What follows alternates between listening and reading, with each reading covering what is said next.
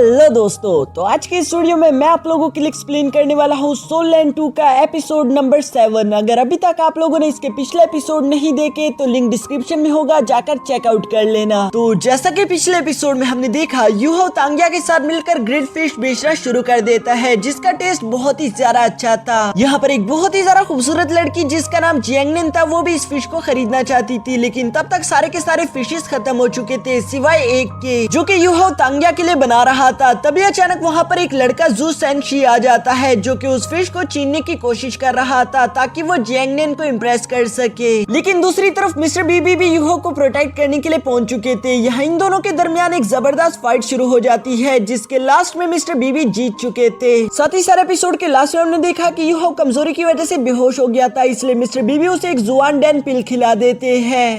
अब आगे तो नेक्स्ट एपिसोड की शुरुआत बिल्कुल उसी सीन से शुरू होती है, जहां पर हम देखते हैं कि यूहो अभी भी सो रहा था और उसके आसपास के लोग बहुत ही ज्यादा परेशान हो चुके थे, क्योंकि उन्हें यूहो की बॉडी से बहुत ही तेज स्मेल आ रही थी। ये स्मेल अब बाकी के लोगों के बर्दाश्त करने के काबिल बिल्कुल भी नहीं था। यूहो भी उन लोगों का शोर सुनकर जाग जाता है। पहले तो उसे भी समझ नहीं आ रही थी कि आखिर ये स्मेल कहाँ से आ रही है, पर जब वो खुद की बॉडी की तरफ देखता है तो उसकी बॉडी पर काले मार्क्स लगे हुए थे, इसलिए वो फौरन जाकर नहाना शुरू कर देता है। जहाँ कुछ देर के नहाने के बाद आखिरकार वो स्मेल खत्म हो गई थी। ये देखकर यूहो खुश होते हुए कहता है कि आखिरकार चलो अब वो स्मेल मुझे परेशान नहीं करेंगी। तभी अचानक यूहो देखता है कि सूरज निकलने वाला था, यानी कि क्लास में अभी बहुत टाइम है, वो कुछ देर तक कल्टीवेशन कर सकता है। जो करने के लिए यूहो जैसे ही अपनी जगह पर बैठा था, तभी अचानक वो हैरानगी के साथ कहता है कि आखिर ये कैसे हो गया। मेरे मेंडेरियंस पहले से ज्यादा बड़े, ओपन और स्ट्रॉन्ग हो चुके हैं। वाकई में ऐसा लग रहा है जैसे कि मैं सोने के बाद एक नया जन्म लेकर पैदा हुआ। ये सब तो कुछ भी नहीं था। साथ ही साथ यहाँ पर यूहो नोट करता है कि उसकी डीमन पर्पल आइज की वजह से अब वो माइक्रो लेवल तक चीजों को देख पा रहा है। यूहो भी यहाँ पर ये सारी बातें सोच ही रहा था। तभी अचानक वहाँ पर वांडोंग भी आ जाता है, जिसे अब वो स्मेल नहीं आ रही थी, इसलिए वो अपने बेड के पास आकर वहाँ बैठ गया था। यूहो यहाँ पर वांडोंग से सवाल करते हुए पूछता है कि वांडोंग, आखिर यहाँ पर ये सब हो क्या रहा है? जब मैं जाग कर उठा तो मेरे आसपास डर्ट लगी हुई थी, साथ ही साथ मेरी कल्टीवेशन भी पहले से काफी ज्यादा इम्प्रूव हो गई। जो सुनकर वांडोंग उसे एक्सप्लेन करते हुए बताता है कि ये सब कुछ मिस्टर बीबी की पिल की वजह से हो रहा है। जब तुम बेहोश हो गई थी तो उन्होंने तुम्हें एक जुआनडेन पिल दी थी, जिसकी वजह से तुम्हारी सोल पावर रिकवर हो गई। इसका कोई भी साइड इफेक्ट नहीं। ये एलेक्सर पिल काफी ज्यादा कमाल की है, क्योंकि ये आपकी बॉडी से सारे कचरे को बाहर निकाल देती है और इसी वजह से तुम्हारे स्किन पर वो डर्ट की लेयर जमी हुई थी और इसकी वजह से यूजर की बॉडी से काफी ज्यादा गंदी स्मेल निकलती है। इसी वजह से तुम्हारे आसपास कोई भी रह नहीं पा रहा था। मुझे भी अपना रूम छोड़कर जाना पड़ा। यहाँ ये सारी बातें बताने के बाद वांडोंग कहता है कि अब तुम्हारी वजह से मुझे जो तकलीफ हुई, इसकी वजह से आज के ब्रेकफास्ट में तुम्हें 2 पोर्शंस मुझे फ्री में खिलाने होंगे। जिस पर यूहो फौरन उसकी तरफ भागते हुए कहता है कि 2 नहीं, मैं तुम्हें 4 खिलाऊंगा ताकि तुम मोटे पिग जैसे बन जाओ। जिस पर वांडोंग उसे फनी तरीके से डांटता है। इसके बाद हम देखते हैं कि यूहो वही जू सेंशी वाला पिल लेकर यहाँ वांडोंग को अपने साथ ब्रेकफास्ट खिलाने के लिए ले गया था। यहाँ कुछ देर के ब्रेकफास्ट के बाद ये दोनों साइकिल चलाते हुए लेक के किनारे पहुंच चुके थे, जहाँ शांति के साथ बैठने के बाद यूहो कहता है कि वैसे ये काफी ज्यादा हैरानगी वाली बात है। हम अपने सामने इनर स्ट्राइक एकेडमी को देख तो सकते हैं, लेकिन वहाँ पर जा नहीं सकते। इवन कि मिस्टर बीबी और तांग्या भी वहाँ तक पहुँच नहीं पाए। वो लोग इतने ज्यादा पावरफुल भी है। साथ ही साथ वो सोचता है कि अगर वो दोनों इतने ज्यादा पावरफुल होने के बावजूद भी इनर स्ट्राइक एकेडमी नहीं जा पाए, तो इनर स्ट्राइक एकेडमी के डेसिबल कितने ही ज्यादा स्ट्रॉन्ग होंगे। यहाँ पर यूहो और वांडोंग अभी इसी तरह की बातें कर ही रही थी। तभी अचानक यूहो को कुछ दूर से दिखाई देता है, जिस पर वो हैरान हो गया था। वांडोंग उसे सवाल करते हुए पूछता है कि तुम हैरान क्यों हो रहे हो? जिस पर यूहो अपनी स्पिरिट आइज का इस्तेमाल करते हुए बताता है कि कोई बहुत ही तेजी से उस लेक को पार करता हुआ आ रहा है। इस बात ने तो वांडोंग को भी सरप्राइज कर दिया था। वो कहता है कि यकीनन ये डेसिबल काफी ज्यादा स्ट्रॉन्ग है, जो कि बिना अपनी मार्शल सोल को एक्टिवेट करे हुए पानी पर भाग सकता है। यहाँ ये दोनों अभी इसी तरह की बातें कर ही रहे थे, जबकि दूसरी तरफ हम उस डेसिबल ज्याओटाओ को देखते हैं, जो कि अपना होश खो चुकी थी। वो तेजी से इन्हीं की तरफ आते हुए अपने फायर फिनिक्स की पावर से उन पर हमला कर देती है, जिसे देखकर यूहो और वांडोंग वहाँ से भागने की कोशिश कर रहे थे। लेकिन यहाँ इन दोनों ने भागने में काफी ज्यादा देर कर दी, क्योंकि तब तक ज्याओटाओ वहाँ पर पहुंच चुकी है, जो कि अपने सामने आने वाले हर चीज को डिस्ट्रॉय कर देगी। वांडोंग यहाँ पर अपने विंग्स को एक्टिवेट करके यूहो को उड़ाकर ले जाना चाहता था, लेकिन दूसरी तरफ ज्याओटाओ ऐसा होने नहीं दे सकती। इसलिए उसने अपने फायर फिनिक्स की पावर का इस्तेमाल करते हुए यहाँ इन दोनों पर हमला कर दिया था, जिससे टकराकर वांडोंग तो बेहोश हो जाता है। दूसरी तरफ यूहो भी अपने कॉन्शियस खो चुका था।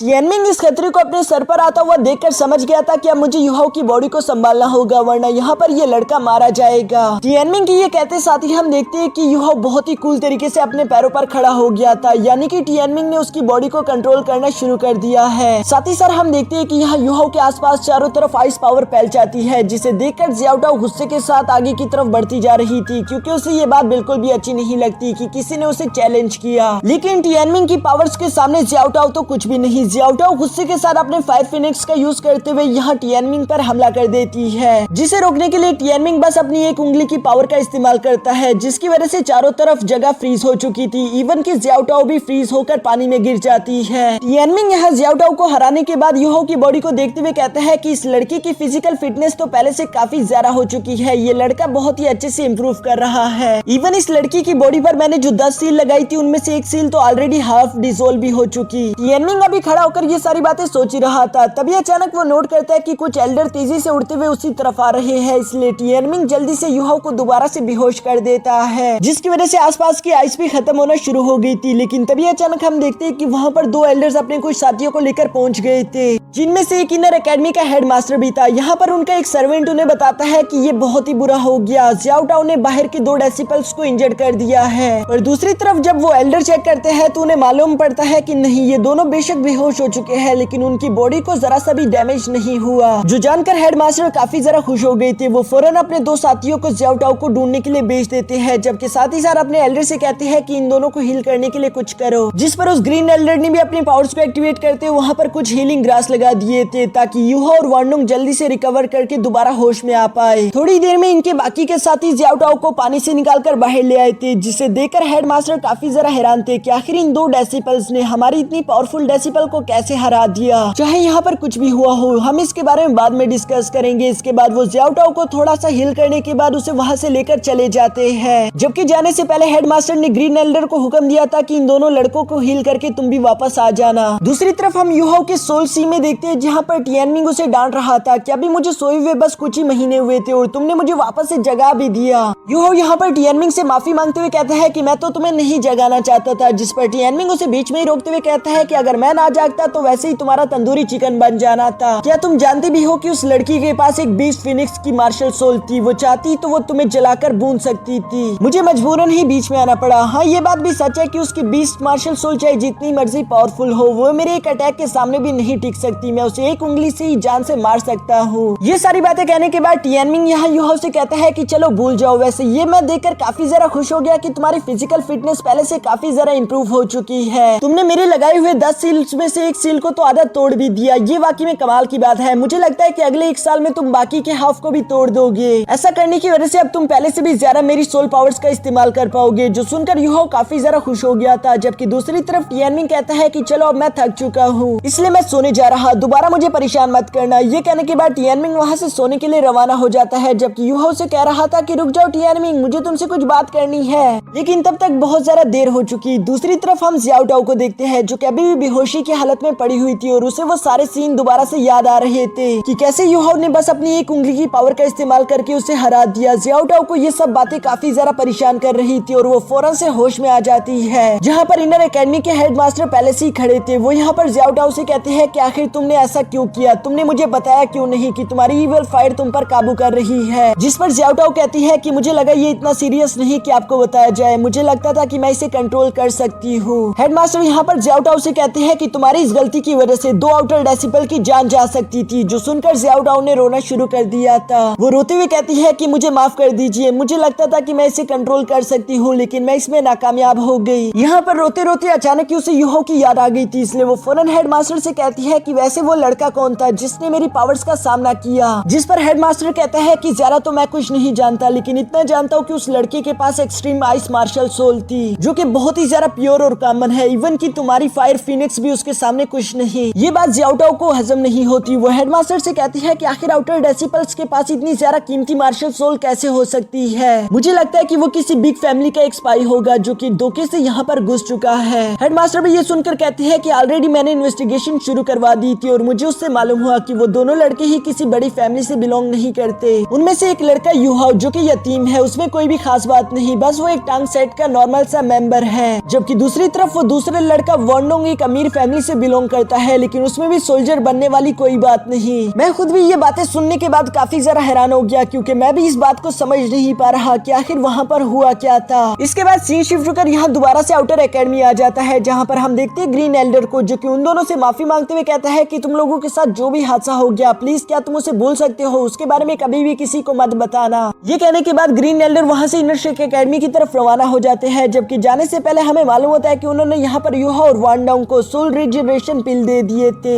जिसे लेकर वानडोंग तो काफी ज्यादा खुश था क्योंकि ये सोल रिजनरेशन पिल काफी ज्यादा कीमती और काम की है। दूसरी तरफ यूहा को तो इसके बारे में कुछ भी मालूम नहीं था। वो वानडोंग से सवाल करते हुए पूछता है कि आखिर ये सोल रिजनरेशन पिल क्या काम कर सकती है, जिस पर वानडोंग उसे बताता है कि ये तुम्हारी जुआन डैन पिल की तरह ही बिल्कुल सेम है, लेकिन ये उससे थोड़ा सा ज्यादा एक्सपेंसिव है। मुझे यकीन नहीं आता कि उस एल्डर ने ये हमें दे दिया, इसके लिए तो मैं हमेशा अपना मुंह बंद रख सकता हूँ। यहाँ ये सारी बातें करने के बाद ये दोनों मिलकर वापस अपने रूम की तरफ रवाना हो गए थे, जहाँ रास्ते में तांगिया इन लोगों को मिल जाती है। तांगिया यहाँ पर यूहो को दोबारा से ग्रिल फिश बेचने के लिए मना रही थी, साथ ही साथ वो उसे कहती है कि इस बार मैं भी वहाँ पर तुम्हारे साथ रहूंगी, मैं यकीन दिलाती हूँ कि इस बार तुम्हें कोई भी बुली नहीं करेगा। यहाँ ये सारी बातें कहते हुए तांगिया ने दोबारा से एक जुआनडेन पिल यहाँ यूहो को दे दी थी। वो उसे बताती है कि ये मिस्टर बीबी ने तुम्हारे लिए दी है। वानडोंग को तो ये देखकर यकीन नहीं आता, क्या है टांग सेट के लोग इतने अच्छे कैसे हो सकते हैं, उन्होंने यूहो को 2 बार इतनी महंगी पिल दे दी। यूहो भी उस पिल को लेने के बाद तांगिया का शुक्रिया अदा करता है, जबकि दूसरी तरफ वानडोंग तांगिया से कहता है कि मैंने भी टैंक सेट ज्वाइन करना है, आपने उस बारे में क्या सोचा। तांगिया ने चूंकि पहले ही इसके बारे में मिस्टर बीबी से बात कर ली थी, बीबी ने यहाँ तांगिया को बताया था कि हम नहीं जानते कि वानडोंग हमारे सेट को ज्वाइन करने के लिए कितना ज्यादा सीरियस है, तो वानडोंग का जुनून देखने के लिए हमें उसे किसी न किसी टेस्ट से गुजारना होगा। जिस पर तांगिया यहाँ पर वानडोंग से कहती है कि तुम्हारे बारे में मैंने ऑलरेडी मिस्टर बीबी से बात कर ली थी और हम दोनों ने मिलकर डिसाइड किया है कि जैसे ही तुम इस फ्रेशमैन एग्जाम को टॉप करके पास करोगे तो हम तुम्हें अपने टांग सेट में ज्वाइन कर लेंगे। वानडोंग तो पहले से खुद पर कुछ ज्यादा ही कॉन्फिडेंट था, इसलिए वो तांगिया से कहता है ठीक है मुझे तुम्हारी ये डील मंजूर है। इसके बाद वो यूहो से कहता है कि चलो तुम मेरे रूममेट हो, इसलिए मैं भी तुम्हारे बिजनेस में तुम्हारी मदद करूंगा, लेकिन बदले में मुझे भी कुछ फिश खानी है। जिस पर यूहो उससे कहता है कि हाँ तुम मेरी जितनी मर्जी फिशेस खा सकते हो, लेकिन वानडोंग उसे कॉइन देते हुए कहता है कि हम दोस्त है ये बात अलग है और तुम्हारा बिजनेस अलग चीज है, इसलिए मैं कुछ भी फ्री में नहीं ले सकता। यहाँ पर इसी तरह की बातें करते हुए ये लोग फिश स्टॉल की तरफ रवाना हो जाते हैं, जहाँ पहुंचने पर इन्हें देखने को मिलता है कि वहाँ पर पहले से कस्टमर्स की एक बहुत बड़ी लंबी लाइन लगी हुई थी, जबकि उन सब लोगों से आगे जू सेंशी खड़ा था। उसे देखकर तांगिया फौरन उसके पास जाकर कहती है कि क्या कल की मार तुम अभी तक भूले नहीं, अगर तुम चाहो तो एक बार फिर से मैं तुम्हारी पिटाई लगा सकती हूँ। जिस पर जू सेंशी कहता है कि मुझे माफ कर दो, मैं यहाँ पर लड़ने के लिए नहीं आया, मैं तो बस यहाँ पर ग्रिल्ड फिश खरीदना चाहता हूँ, अगर तुम्हें भी फिश खरीदनी है तो तुम भी प्लीज लाइन में लग जाओ क्योंकि इस लाइन में सबसे आगे मैं खड़ा हूँ। और इसी तरह की बातें करते हुए यहाँ पर यूहो को भी काफी ज्यादा क्यूट सी स्माइल देता है। यूहो को तो समझ नहीं आ रहा था कि आखिर इस लड़के को अचानक से क्या हो गया। इसके बाद हम देखते हैं कि जू सेंशी ने 2 ग्रिल्ड फिश खरीद लिए थे और वो उसे लेकर यहाँ जियांगनेन के पास आ जाता है। जियांगनेन तो अभी भी जू सेंशी से नाराज लग रही थी। जू सेंशी उसे बताता है कि इसे हासिल करने के लिए मैंने किसी से भी फाइट नहीं की, मैंने इसे कई घंटों से लाइन में लगकर हासिल किया है, मैं तुम्हें यकीन दिलाता हूँ कल मैं बेशक थोड़ा सा गुस्सा हो गया था लेकिन मैं वैसा बिल्कुल भी नहीं हूँ। जियांगनेन यहाँ पर मुंह बनाते हुए जू सेंशी से कहती है कि मैंने तुम्हें पहले भी कहा था मेरी लाइफ में इंटरफियर करना बंद करो और दूसरी बात मेरे लिए किसी से भी फाइट मत करना। ये कहने के बाद जियांगनेन वहाँ से चली जाती है, जबकि जू सेंशी को समझ नहीं आ रहा था कि आखिर इस लड़की को हो क्या गया है, ये मुझसे अच्छे से बात क्यों नहीं करती, अगर इसे ये फिशेज नहीं खानी तो मैं अकेले ही खा लूंगा। ये कहती वो ग्रिल फिश खाना शुरू कर देता है, जिसका टेस्ट उसे भी काफी ज्यादा अच्छा लग रहा था। इसके बाद हम रात का सीन देखते हैं, जहाँ यूहो काम से थक कर वापस रूम आ चुका था और वानडोंग उसे सोल एलेक्सर के बारे में बताना शुरू करता है। ये सोल एलेक्सर सोल्स को रिफाइन करने में मदद करती है, साथ ही साथ अगर कोई भी सोल मास्टर लेवल 30 पर है तो वो इसे खाने के बाद लेवल 31 तक जा सकता है। इस सोल एलेक्सर की खासियत भी बिल्कुल जुआनडेन पिल की तरह है क्योंकि इससे डिसॉल्व करना बहुत ही आसान होगा। यहाँ इस तरह की बातें करने के बाद ये दोनों अपने बेड पर बैठकर उस सोल एलेक्सर को रिफाइन करना शुरू कर देते हैं, जहाँ रिफाइन करते करते अब पूरी रात गुजर चुकी थी।